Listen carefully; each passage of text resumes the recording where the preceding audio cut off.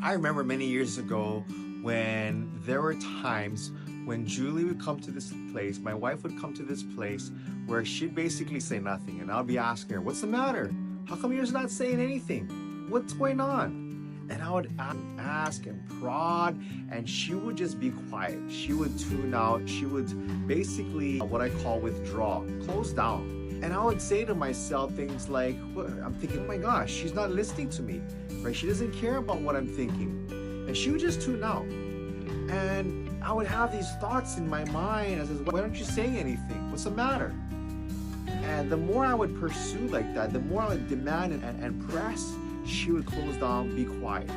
Not impress her too much, but at a certain point, I would see that she shut down and I would just like, whatever's.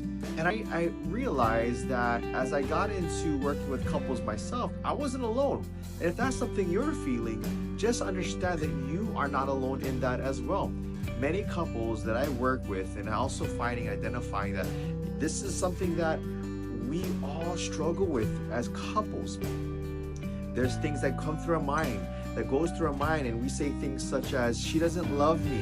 She doesn't know what I go through, right? She doesn't understand the stuff that I gotta deal with at work. And these thoughts maybe like, I guess we're just growing apart. We're losing that connection.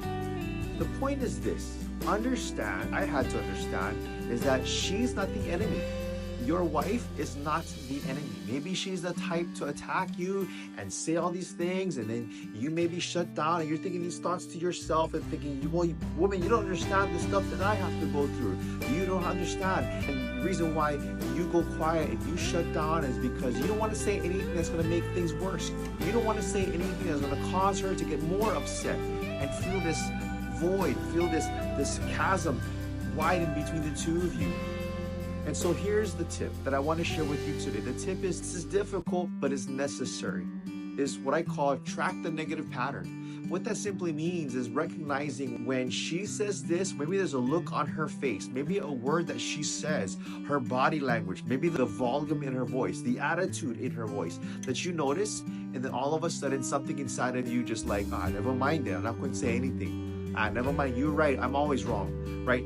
Whatever it is, we tend to just begin to shut down, or we pull back, or we go quiet, and we have these thoughts that go through our mind. Doesn't believe me, she doesn't understand, she doesn't care. We have all these negative thoughts about ourselves, about our relationship, and one person starts to continue to demand, and one partner or the husband starts to go quiet, or the wife may go quiet, whoever it may be, right? It's in those moments where we begin to track, what does she do that causes